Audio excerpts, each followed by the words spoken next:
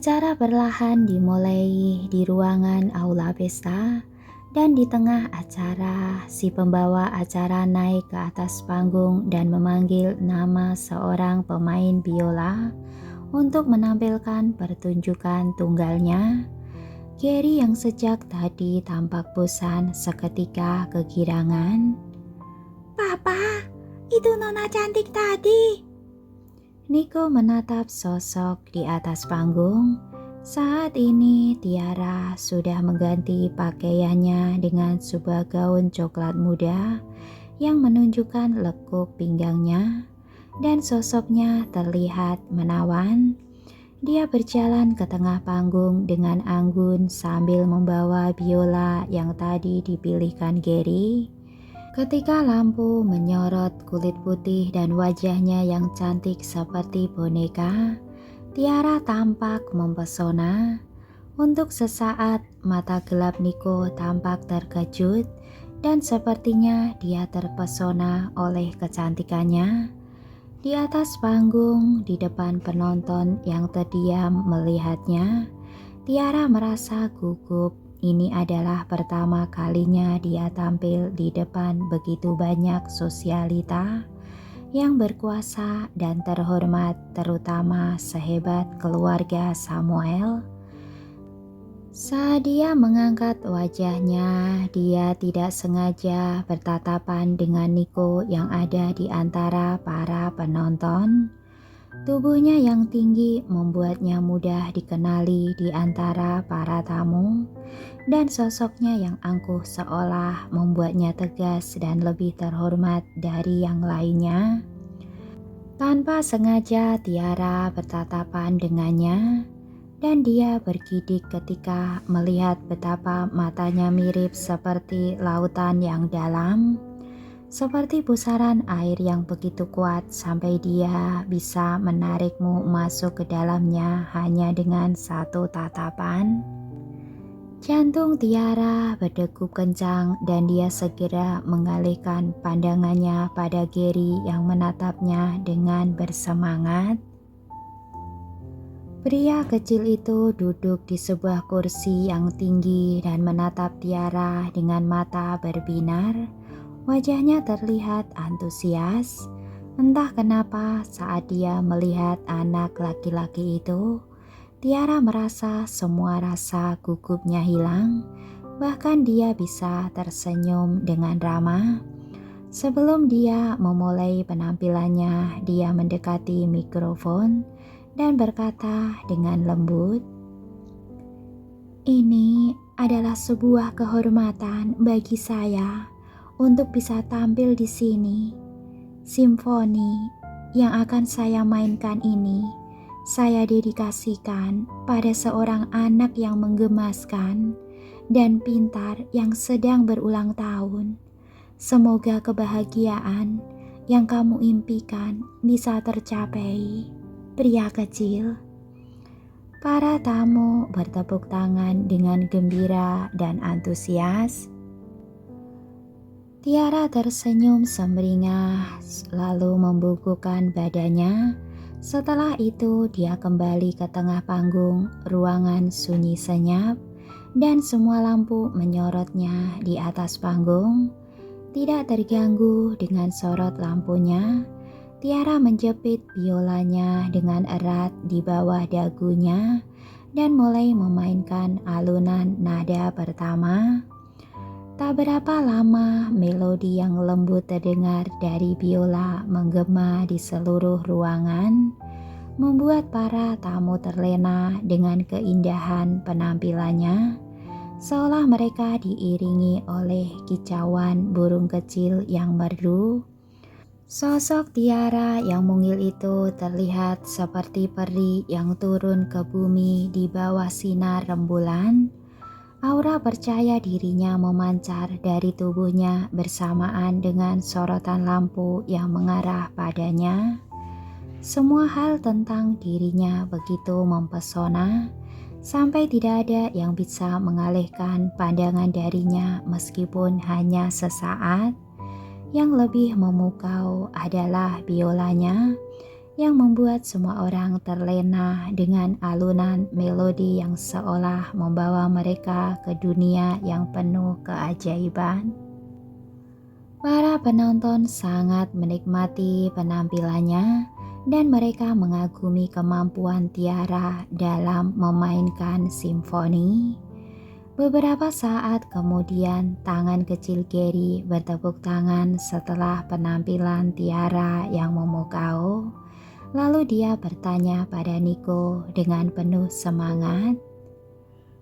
Nona cantik itu, hebat kan papa?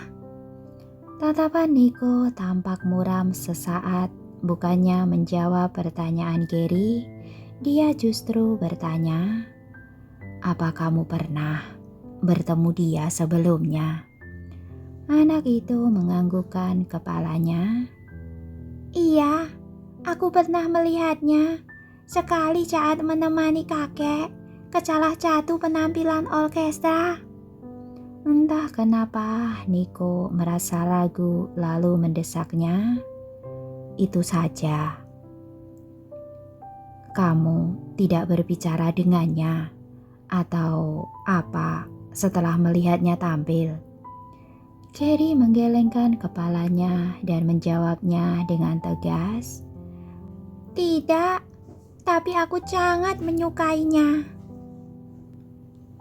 Saat kedua ayah dan anak itu sedang membicarakan Tiara, Reksa sedang duduk di antara para tamu di meja yang berbeda dan dia memicingkan matanya sambil mengagumi Tiara yang masih berdiri di atas panggung.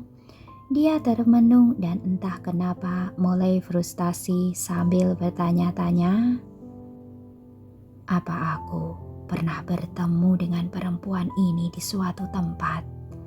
Kenapa dia terlihat familiar?" Belum sempat dia menemukan jawabannya, seisi ruangan bertepuk tangan dengan meriah dan membuyarkan lamunannya. Penampilan tunggal biola Tiara berakhir dengan sempurna. Setelah penampilannya berakhir, Tiara kembali sadar dari lamunannya, lalu membungkukkan badan sebelum turun dari panggung. Gary bersorak sambil bertepuk tangan dengan tangan kecilnya tanpa henti. Baru saja Tiara keluar dari ruang acara, dia memberikan biola itu dengan hati-hati pada pengawal yang berdiri di belakangnya. Bisakah Anda membantu saya mengembalikan biola ini ke ruang musik? Biola ini terlalu berharga untuk saya pegang sepanjang waktu. Tentu saja, ujar si pengawal lalu meraih biolanya dan bergegas pergi.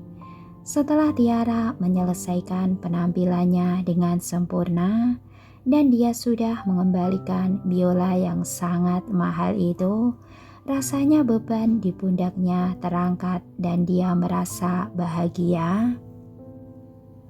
Yang lebih penting lagi, dia bisa merayakan ulang tahun anak laki-laki yang menggemaskan itu. Sekarang dia pasti sangat senang, pikirnya sambil tersenyum. Semoga penampilanku tadi sesuai dengan ekspektasinya. Tapi Tiara bertanya-tanya apakah ini berarti dia tidak akan pernah bertemu dengan anak laki-laki itu lagi. Apalagi mereka berasal dari kelas sosial yang berbeda dan kesempatan mereka untuk bertemu lagi sangatlah kecil. Entah kenapa hal ini membuatnya merasa sedih. Sementara itu di dalam ruangan, Gary bertanya pada Nico ketika dia melihat Tiara turun dari panggung. Papa, aku mau bertemu Nona cantik itu. Bisakah pengawal menemaniku bertemu dengannya? Aku mohon. Tidak, kita harus segera pulang. Nenekmu sudah menunggumu, ujar Nico berusaha sabar menghadapi Gary sambil mengangkat Gary dari kursi. lalu menggendongnya. Dia tidak akan membiarkan anak laki-lakinya dekat dengan seorang perempuan asing yang tidak diketahui latar belakang keluarganya. Hanya Tuhan yang tahu alasan kenapa dia bersikap akrab dengan Gary. Tidak, aku mau bertemu Nona cantik. Turunkan aku, Papa. Rengek Gary sambil berusaha melepaskan diri dari gendongan Niko yang membawanya keluar aula. Papa menyebalkan. Papa aneh. Aku mau bertemu Nona cantik itu. Papa bilang, Papa akan membelikan semua yang aku inginkan kalau aku ulang tahun. Niko mengabaikannya dan terus berjalan keluar ruangan tanpa sepatah kata pun. Aura di sekitarnya terasa semakin dingin. Bohong. Papa cuma seorang pembohong. Papa jahat karena tidak membiarkanku bertemu Mama. Dan sekarang Papa melarangku bertemu Nona cantik. Rengek Gary dan perlahan dia mulai menangis. Mendengar kata Mama seketika mengingatkan Niko pada perempuan dari 5 tahun lalu. Saat itu rasa benci dan amarah membuncah dalam dirinya. Kamu tidak membutuhkan Mama yang meninggalkanmu demi uang, Gary. Kamu berhak mendapatkan yang lebih baik dari itu. Tapi ketika dia melihat anak digendongannya yang menangis kencang, hatinya mulai melunak dan dia berkata, "Dengar, Papa akan mengajakmu bertemu dengannya lain kali ya." Seolah Niko mengatakan sebuah mantra, Gary seketika berhenti menangis dan sambil terisak dia menatap Niko dengan mata yang berbinar. Papa janji. Iya, ujar Niko hanya agar anak itu berhenti menangis. Dia yakin beberapa hari lagi pasti Gary sudah lupa dengan perempuan itu. Dan dia sangat yakin tidak mungkin perempuan asing itu bisa meninggalkan kenangan berharga pada anak seusia Gary. Tapi 3 hari berturut-turut selama Niko menemani Gary, dia selalu mendengar rengekan Gary untuk bertemu Tiara. Ketika Niko mencari-cari alasan untuk menunda pertemuan mereka dengan Tiara, Gary kehilangan kesabaran dan mengancam akan mengabaikan Niko selamanya. Lalu Gary mengunci dirinya di dalam kamar, tidak mau keluar dan tidak mau ada yang masuk ke dalam kamarnya. Menatap pintu kamar Gary yang tertutup rapat, Niko mulai merasa jengkel. Dia tidak punya waktu untuk hal seperti ini. Tidak di hari penting saat dia harus ikut rapat antar benua. Jadi dia memanggil pelayannya dan berkata dengan tegas, "Awasi Gary dan jangan sampai dia melakukan hal-hal aneh. Hubungi aku kalau ada sesuatu yang terjadi." "Baik, Pak," ujar Andi si pelayan sambil menganggukkan kepalanya. Lalu Niko bergegas menuju pintu. Tak lama sosoknya yang tinggi masuk ke mobil Bentley mewah yang sedang menunggu di luar rumah. Dan perlahan mobil mulai melaju meninggalkan rumah. Saat itu Gary sedang meringkuk di dekat balkon kamarnya. Dengan rasa marah dan memenuhi dirinya, dia melihat mobil ayahnya pergi. Ketika mobil itu tidak terlihat lagi, Gary berbalik dan kembali ke kamarnya, lalu menggendong tas Superman miliknya di pundaknya yang kecil. Setelah itu, dia mengendap-endap lewat lubang di dinding halaman belakang dan menghapus semua rekaman kamera pengawas yang merekam dirinya kabur. Sebenarnya dia sudah mencari tahu alamat orkestra tempat Tiara bekerja. Kalau Papa tidak mengajakku bertemu dengannya, Kalau begitu, aku pergi sendiri saja. Setelah rencananya berhasil, Gary membersihkan kotoran yang menempel di tangannya dan merasa kegirangan. Kalian sudah meremehkanku. Kalau kalian pikir bisa mengawasiku dalam ruangan tertutup. Anak laki-laki itu baru saja melakukan pelariannya ketika dia memesan taksi lewat aplikasi di ponselnya. Dia menjadikan National Symphony Concerto sebagai tempat tujuannya yang jaraknya beberapa ratus kilometer dari rumah. 2 jam kemudian, Gary akhirnya turun dari mobil dan menatap pintu masuk ke gedung National Symphony Concerto. Sambil mengencangkan tali tas punggungnya, dia mengambil nafas dalam-dalam lalu berjalan masuk ke pintu. Dia mengangkat kepalanya pada resepsionis dan bertanya dengan lembut, "Permisi Nona, aku datang untuk mencari mamaku. Namanya Tiara Romario dan dia bekerja di sini. Bisakah Nona membantuku mencarinya?" Resepsionis itu langsung menyukai Gary, tapi ketika dia mendengar kalau Gary adalah anak laki-laki Tiara, dia tidak bisa menyembunyikan kebingungannya. Tiara sudah bekerja di sini selama 10 tahun, tapi dia sama sekali tidak pernah mengatakan kalau dia punya anak laki-laki menggemaskan seperti ini. "Apa kamu datang sendirian, anak manis? Tunggu sebentar, akan kupanggilkan mamamu." "Baik, terima kasih, Nona yang baik hati," ujar Gary senang, lalu dia berdiri di depan meja dan menunggu. Sementara itu, ketika Tiara mendapat telepon dari resepsionis yang mengatakan kalau ada seseorang yang ingin bertemu dengannya, dia mengira kalau orang itu salah satu dari penontonnya.